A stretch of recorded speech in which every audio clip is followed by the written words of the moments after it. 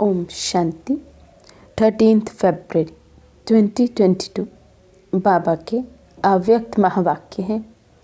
Revise मुरली है 10 जनवरी 1990। मुरली का सार है होली हंस की विशेषताएं। आज सर्व बच्चों को विशेष आत्मा बनाने वाले बाप दादा हर एक होली हंस की विशेषता देख रहे हैं। जैसे हंस की निर्णय शक्ति और परखने की शक्ति विशेष होती है, इसलिए ग्रहण करने की शक्ति भी विशेष है, जो मोती और कंकड़ दोनों को परखता है और फिर निर्णय करता है। उसके बाद मोती ग्रहण करता है, कंकड़ पत्थर छोड़ देता है। तो परखना, निर्णय करना और ग्रहण करना अर्थात धारण करना, तीनों शक्तियों की विशेषता के कारण संगम युगी सरस्वती माँ की सवारी हंस दिखाया है। तो एक सरस्वती माँ का यादगार नहीं, लेकिन माँ समान बनने वाली ज्ञान वीणा वादिनी आप सभी हो।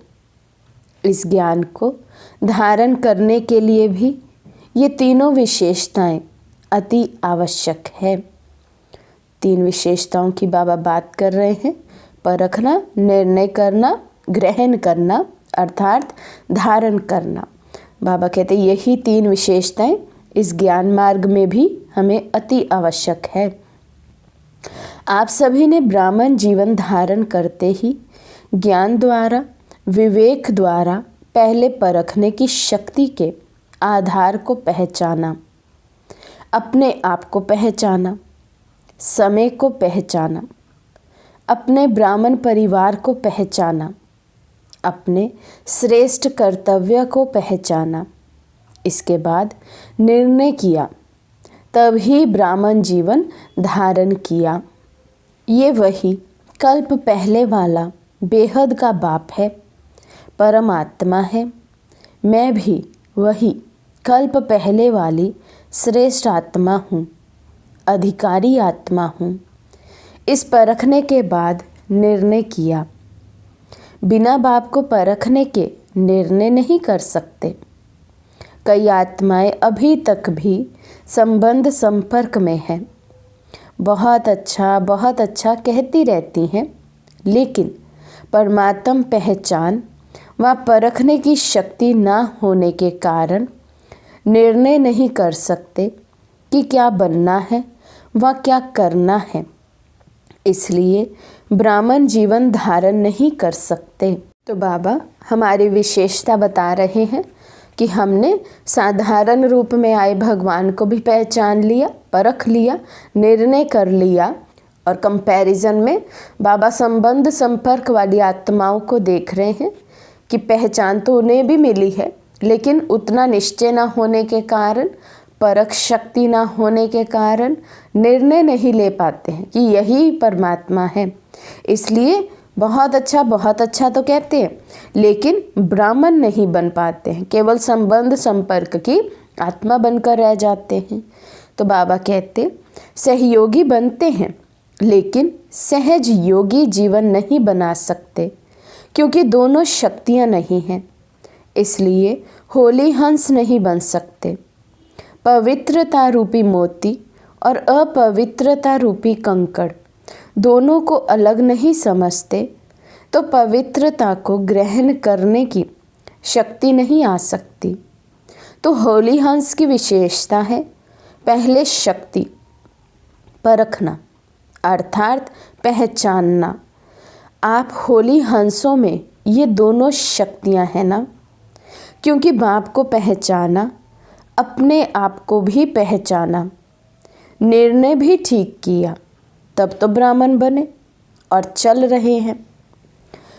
इस बात में तो सब पक्के पास हो, लेकिन जो सेवा करते हो और कर्म में आते हो, सारे दिन की दिनचर्या में जो कर्म करते हो, संबंध संपर्क में आते हो उसमें सफलतापूर्वक हर कर्म रहे, वह हर संपर्क वाली आत्मा से संबंध में आने में सदा सफलता रहे, हर प्रकार की सेवा मनसा वाचा कर्मणा तीनों में सदा सफलता अनुभव हो। उसका भी आधार परखने की शक्ति और निर्णय करने की शक्ति है। इसमें फुल पास हो। तो बाबा पूछ रहे हैं पूरी दिनचर्या में क्या हम फुल पास होते हैं? हर कर्म जो सेवा का हम करते हैं एक्यूरेट है, संबंध संपर्क में आने में एक्यूरेट सफलता प्राप्त होती है। मनसा वाचा कर्मणा तीनों में क्या मैं सफलता मूर्त हूँ? सेवा की सफलता व संपर्क में सफलता सदा ना होने का कारण चेक करो तो कार्य को, व्यक्ति को, आत्मा को परखने की शक्ति में अंतर पड़ जाता है। क्यों हर कार्य में सफलता नहीं मिलती? बाबा कहते परख शक्ति की कमी है। किस कार्य को कैसे करना है वो परख नहीं पाते हैं। किस व्यक्ति के साथ कैसे व्यवहार में आना है वे परख नहीं पाते हैं। जिस आत्मा को जिस समय जिस विधि पूर्वक सहयोग चाहिए व शिक्षा चाहिए, स्नेह चाहिए, उस समय अगर परखने की शक्ति तीव्र है तो अवश्य संबंध में सफलता प्राप्त होगी। लेकिन होता क्या है? जिस आत्मा को जो सहयोग व विधि उस समय चाहिए वो ना देकर व ना परखने कारण अपने ढंग से उसको सहयोग देते हो व विधि अपनाते हो, इसलिए संतुष्टता की सफलता नहीं होती। जैसे शारीरिक बीमारी को परखने की डॉक्टर को विधि ना आए तो क्या होता है? ठीक होने के बजाय एक से अनेक रोग और पैदा हो जाते हैं। पेशेंट को संतुष्टता की सफलता नहीं मिलती, जिसको साधारण शब्दों में बाप दादा कहते हैं कि हर एक ही नब्ज को पहचानो। चलना और चलाना भी ज़रूरी है। तो क्या करना पड़ेगा? पहचानने अर्थात परखने की शक्ति को तीव्र करना पड़े। इसमें अंतर पड़ जाता है, जिसको आप साधारण भाषा में कहते हो हैंडलिंग का फ़र्क। कहते हो ना, इनकी हैंडलिंग पुरानी है, इनकी नई है। ये अंतर क्यों पड़ा? क्योंकि हर समय हर आत्मा और हर कार्य को परखने की शक्ति चाहिए। टोटल परखने की शक्ति आ गई है, लेकिन विस्तार से और बेहद के परखने की शक्ति की आवश्यकता है। उस समय आत्मा की ग्रहण शक्ति कितनी है, वायुमंडल क्या है, और उस आत्मा की सुनने व शिक्षा लेने की मूड कैसी है। जैसे कोई कमज़ोर शरीर वाला हो और उसको ज़्यादा से ज़्यादा ताकत का इंजेक्शन दे देवे तो क्या हालत होगी? वे तो हार्ट फेल हो जाएगा, शांति में चला जाएगा। ऐसे अगर संबंध में आने वाली आत्मा कमज़ोर है, आत्मा में हिम्मत नहीं है, लेकिन आप उसको शिक्षा का डोज देते जाओ, उसका मूड, समय, वायुमंडल परख ना सके तो रिजल्ट क्या होगी? एक तो दिल शिकस्त हो जाएगा और शक्ति ना होने कारण ग्रहण नहीं कर सकेगा और ही जिद और सिद्ध करने में उछलेगा। आपने तो अच्छी भावना से किया, लेकिन सफलता ना मिलने का कारण परखने और निर्णय करने की शक्ति कम है। इसलिए सफलता मूर्त बनने में परसेंटेज हो जाती है। तो सारे दिन के कर्म और संबंध में परखने की शक्ति की आवश्यकता हुई ना। इसलिए शिक्षा भल दो, लेकिन सब बातों को परख कर फिर कदम उठाओ। ऐसे ही सेवा के क्षेत्र में भी अगर आत्माओं की आवश्यकता और इच्छा परखने के बिना कितना भी अच्छा ज्ञान दे दो, कितनी भी मेहनत कर लो, लेकिन सफलता नहीं होगी। अच्छा अच्छा कहना तो एक रीति रस्म हो गई है, क्योंकि आप कोई बुरी बात तो कहते भी नहीं हो। लेकिन जो सफलता का लक्ष्य रखते हो उसमें समीप अनुभव करो, उसके लिए परखने की शक्ति अति आवश्यक है। जैसे कोई मुक्ति का इच्छुक है और उसको आप जीवन मुक्ति और मुक्ति दोनों भी दे दो, लेकिन वे रुचि नहीं रखेगा। पानी के प्यासे को 36 प्रकार का भोजन दे दो, लेकिन वे संतुष्ट पानी की बूंद से ही होगा, ना कि भोजन से। तो मुक्ति के इच्छुक को परख कर अगर उसको मुक्ति के बारे में स्पष्टीकरण देंगे तो उसकी इच्छा भी बढ़ेगी और जीवन मुक्ति में परिवर्तन भी हो जाएंगे। तो बाबा कहते, यदि हम किसी को ज्ञान सुनाते हैं तो उस आत्मा की इच्छा क्या है, उसको क्या प्राप्त करना है, किस प्राप्ति को मन में वो लेकर आया है, वो इच्छा को भी हमें परखना है। उस इच्छा अनुसार उसको ज्ञान सुनाना है। तो बाबा कहते, किसी को धारणा की बातें सुनना अच्छा लगता है, उसको आप कल्प 5000 वर्ष का है व गीता का भगवान कौन ये बताना शुरू कर दो तो और ही इंटरेस्ट खत्म हो जाएगा। इसलिए सेवा में भी आत्मा की स्थिति व उसकी अवस्था क्या है उसको परखना आवश्यक है। वाचा सेवा करते हैं तो दूसरी आत्मा की स्थिति क्या है, उसकी अवस्था क्या है, उसकी इच्छा क्या है, बाबा कहते इसका भी हमें ध्यान होना चाहिए, ये भी परख शक्ति होनी चाहिए। तो सेवा में सफलता का आधार किस शक्ति पर हुआ? परखने की शक्ति चाहिए। चाहे अज्ञानी आत्माओं की सेवा, चाहे सेवा साथियों की सेवा, दोनों में सफलता का आधार एक ही है। तो होली हंस की विशेषता, सबसे पहले परखने की शक्ति को बढ़ाओ। परखने की शक्ति यथार्थ है, श्रेष्ठ है, तो निर्णय भी यथार्थ होगा और आप जिसको जो देना चाहते हैं वे उसमें ग्रहण करने की शक्ति स्वतः ही होगी। और क्या बन जाएंगे? नंबर 1 सफलता मूर्त। तो परखने की शक्ति को यूज़ करेंगे, अपने में बढ़ाएंगे। बाबा कहते तो नंबर 1 सफलता मूर्त बन जाएंगे। तो चाहे सेवा में चाहे संबंध में लक्ष्य को प्राप्त करने के लिए इस लक्षण को धारण करो। तो सारे दिन में ये चेक करो, सारे दिन की दिनचर्या में परखने की शक्ति कहाँ तक यथार्थ हुई और कहाँ करेक्शन एडिशन करने की आवश्यकता रही।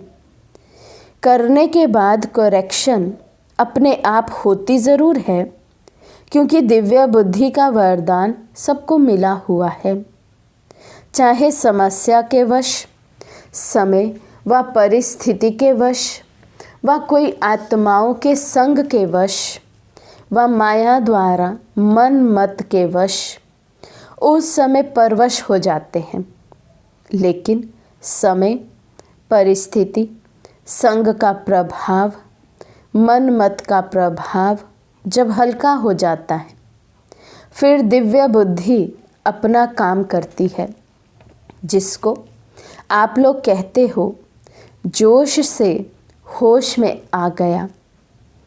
फिर महसूस होता है कि ये करेक्शन व एडिशन होनी चाहिए थी व करनी है, लेकिन रजिस्टर में व कर्मों के हिसाब के किताब में दाग नहीं, लेकिन बिंदी तो पड़ गई ना, बिल्कुल साफ तो नहीं रहा ना।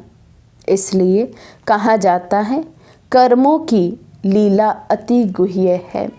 बाबा कहते कर्म करने के बाद चेकिंग भी होती है, हम भल करेक्शन भी कर लें, लेकिन कर्म तो कर लिया तो उसका तो हिसाब किताब बन गया। एक काला दाग तो लग गया रजिस्टर पे, तो उसको तो मिटाना ही पड़ेगा। फिर चाहे कर्म भोग से चाहे योग बल से। लेकिन बाबा कहते रजिस्टर तो वो जिस पे काला दाग लगे ही नहीं। माना कर्म करने से पहले हम परख लें ये हमारा कर्म रिजल्ट क्या देगा। टीचर्स तो कर्मों की लीला को अच्छी रीति जान गई है ना। टीचर्स सारा दिन क्या गीत गाती हैं कि वह मेरे श्रेष्ठ कर्मों की लीला, कर्मों के गहन गति की लीला नहीं, श्रेष्ठ कर्मों की लीला। दुनिया वाले तो हर कर्म में, हर कदम में कर्मों को ही कूटते रहते हैं कि हाय मेरे कर्म। आप कहेंगे वहाँ श्रेष्ठ कर्म, तो बाबा कहते दुनिया वाले तो कर्म कूटने में लगे, अर्थात कर्मों का हिसाब किताब चुकतू करने में लगे हुए, और हम ब्राह्मण बच्चे कहते वाह मेरे श्रेष्ठ कर्म। अब इसमें और आगे बढ़ो कि सदा वह श्रेष्ठ कर्म हो, साधारण कर्म नहीं। कर्मों को कूटना तो खत्म हो गया, लेकिन श्रेष्ठ कर्म हो इसमें अंडरलाइन करना। अगर मिक्स कर्म है, साधारण भी है श्रेष्ठ भी है, तो सफलता भी मिक्स हो जाती है। अभी विशेष अटेंशन ये देना है कि साधारणता को विशेषता में परिवर्तन करो। इस पर भी कभी सुनाएंगे कि बाप दादा हर एक की रोज़ की दिनचर्या में क्या क्या देखते हैं, साधारणता कितनी है और विशेषता कितनी है, ये रिजल्ट देखते रहते हैं। बाप दादा के पास देखने के साधन इतने हैं जो एक ही समय देश विदेश के सभी बच्चों को देख सकते हैं। अलग अलग देखने की आवश्यकता नहीं, 5 मिनट में सबका पता लग जाता है। बच्चों के वाह वाह के गीत भी गाते हैं, साथ साथ सामान बनाने की एम से चेक भी करते हैं। सुनाया था ना कि बाप के स्नेह व बाप की पहचान, इसमें तो सब पास हो, और कभी कभी तो कमाल के काम भी करते हो। अच्छी कमाल है, ना कि धमाल वाली कमाल। कोई कोई बच्चे धमाल की भी कमाल करते हैं ना, होती धमाल है लेकिन कहते हैं ये तो हमारी कमाल है। इसलिए बाप दादा कहते परखने की शक्ति को बढ़ाओ। अपने कर्मों को भी परख सकेंगे और दूसरे के कर्मों को भी यथार्थ परख सकेंगे। उल्टे को सुलटा नहीं कहेंगे। बाबा कहते धमाल करते अर्थात उल्टे कर्म करते हैं और सोचते हमने तो बहुत अच्छे कर्म किए हैं, तो अपने कर्मों की भी चेकिंग नहीं आती है, उसके लिए भी परख शक्ति नहीं है। इसलिए बाबा कहते उल्टे कर्मों को सुलटा नहीं समझो, उल्टे कर्म तो उल्टे ही हैं, उनकी सज़ा तो मिलेगी ही। ये परखने की शक्ति की कमी है।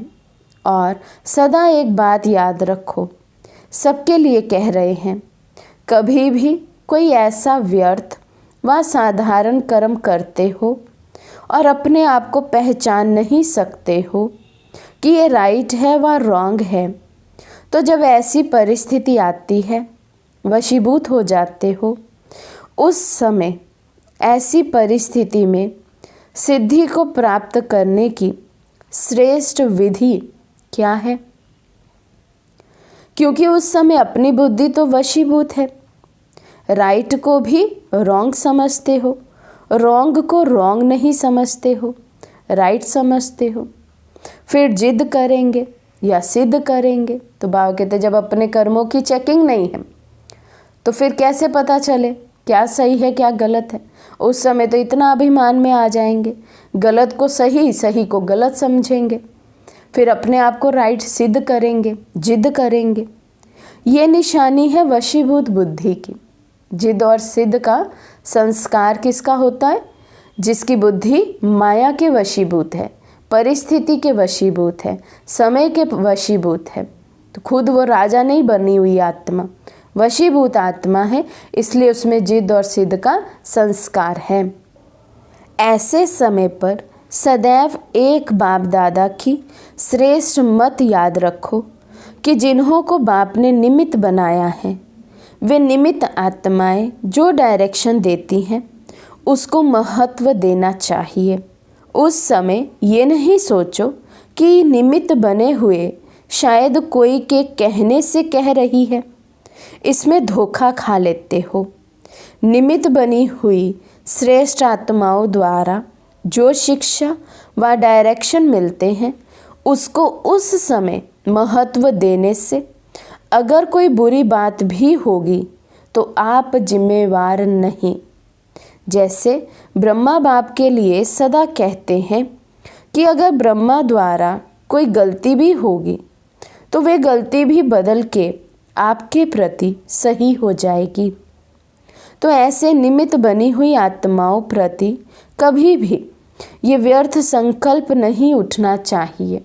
मानो कोई ऐसा फैसला भी दे देते हैं जो आपको ठीक नहीं लगता है, लेकिन आप उसमें जिम्मेवार नहीं हैं। आपका पाप नहीं बनेगा, आपका काम ठीक हो जाएगा क्योंकि बाप बैठा है। बाप पाप को बदल लेगा। ये गुह्य रहस्य है, गुप्त मशीनरी है। इसलिए निमित्त बनी हुई श्रेष्ठ आत्माओं के श्रेष्ठ डायरेक्शन को महत्व से कार्य में लगाओ। इसमें आपका फ़ायदा है, नुकसान भी बदल कर फ़ायदे में हो जाएगा। ये बाप की गारंटी है, समझा? इसलिए सुनाया कि कर्मों की लीला बड़ी विचित्र है। बाप जिम्मेवार है। जिनको निमित्त बनाया है उसका भी जिम्मेवार बाप है। आपके पाप को बदलने का भी जिम्मेवार है। ऐसे ही निमित्त नहीं बनाया है, सोच समझ के ड्रामा के लो मुजीब निमित्त बनाया गया है, समझा?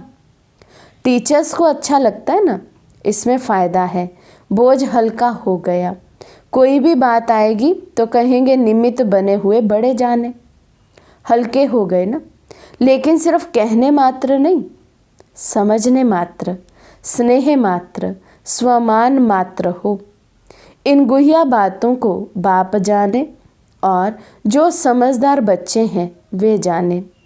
निमित्त बनी हुई आत्माओं के लिए कुछ भी कहना अर्थात बाप के लिए कहना। कितनी बड़ी बाबा बात कर रहे हैं। हम कितने संकल्प चला देते हैं। बाबा कहते हैं अगर निमित्त के लिए कुछ कहते हैं तो माना बाप को कहते हैं। निमित्त बाप ने बनाया है ना। बाप से ज़्यादा आपको परखने की शक्ति है क्या? ये सही नहीं है, ये निमित्त नहीं ठीक, ये निमित्त नहीं ठीक, ऐसा होना चाहिए निमित्त को, ऐसा होना चाहिए, ऐसा करना चाहिए, ऐसा नहीं करना चाहिए निमित्त को। बाबा कहते हैं आपको बाप से ज़्यादा परख शक्ति है क्या? आप कैसे बाप की पसंद, बाप के डिसीज़न पर क्वेश्चन कर सकते हैं? इसको चेक करना। हम में भी कहीं ये संस्कार तो नहीं। बाप दादा का अति स्नेह सभी बच्चों से है। ऐसे नहीं कि निमित्त बने हुए से ही प्यार है, दूसरों से नहीं है। ये भी प्यार के कारण ही डायरेक्शन देते हैं। प्यार नहीं होता तो कहते जैसे चल रहे हैं चलते रहें। बाबा कहते यदि बाबा को बच्चों से प्यार नहीं होता तो बच्चों को डायरेक्शन क्यों देते? ऐसे करो, ऐसे नहीं करो। फिर तो बाबा भी कहते ठीक है, जैसे चल रहे हो तो ठीक है। जब इतनी हिम्मत रखी है और ब्राह्मण जीवन में चल रहे हो, उड़ रहे हो, तो छोटी सी कमज़ोरी भी क्यों रह जाए? ये है प्यार। प्यार वाले की कमी कभी नहीं देखी जाती है। ये है प्यार की निशानी। जिससे दिल का सच्चा प्यार होता है उसकी कमी को हमेशा अपनी कमी समझते हैं। अच्छा, कोई भी कार्य करो तो कभी भी कोई हलचल के वातावरण के प्रभाव में नहीं आओ। अपना प्रभाव डालो तो वे आपके प्रभाव में आ जाएंगे और दिल से यही निकलेगा कि सफलता हमारा जन्म सिद्ध अधिकार है। हिम्मत का बहुत महत्व है। कभी किसी बात में घबराओ नहीं। 1000 भुजाओं वाले आप भी हो। बाप की 1000 भुजाएं आपकी भी तो हुई ना। अच्छा, चारों ओर के सदा परखने की शक्ति की विशेष आत्माओं को सदा हर कर्म और संबंध में श्रेष्ठ सफलता प्राप्त करने वाली सफलता मूर्त आत्माओं को सदा हिम्मत और शुभ भावना और शुभ कामना द्वारा परिवर्तन करने वाली शक्तिशाली आत्माओं को सदा वहाँ मेरे श्रेष्ठ कर्म के खुशी के गीत गाने वाले बच्चों को बाप दादा का याद प्यार और नमस्ते। हम रूहानी बच्चों की रूहानी बाप दादा को दिल व जान सिख व प्रेम से नमस्ते नमस्ते नमस्ते जी। आज का वरदान है, शांति की शक्ति से संस्कार मिलन द्वारा सर्व कार्य सफल करने वाले सदा निर्विघ्न भव। शांति की शक्ति से संस्कार मिलन द्वारा सर्व कार्य सफल करने वाले सदा निर्विघ्न भव। सदा निर्विघ्न वही रह सकता है जो सी फादर फॉलो फादर करता है। सी सिस्टर सी ब्रदर करने से ही हलचल होती है। इसलिए अब बाप को फॉलो करते हुए बाप समान संस्कार बनाओ तो संस्कार मिलन की रास करते हुए सदा निर्विघ्न रहेंगे। शांति की शक्ति से अथवा शांत रहने से कितना भी बड़ा विघ्न सहज समाप्त हो जाता है और सर्व कार्य स्वतः संपन्न हो जाते हैं। स्लोगन है, त्रिकालदर्शी वे हैं जो किसी भी बात को एक काल की दृष्टि से नहीं देखते, हर बात में कल्याण समझते हैं। त्रिकालदर्शी वे हैं जो किसी भी बात को एक काल की दृष्टि से नहीं देखते, हर बात में कल्याण समझते हैं। अच्छा, ओम शांति।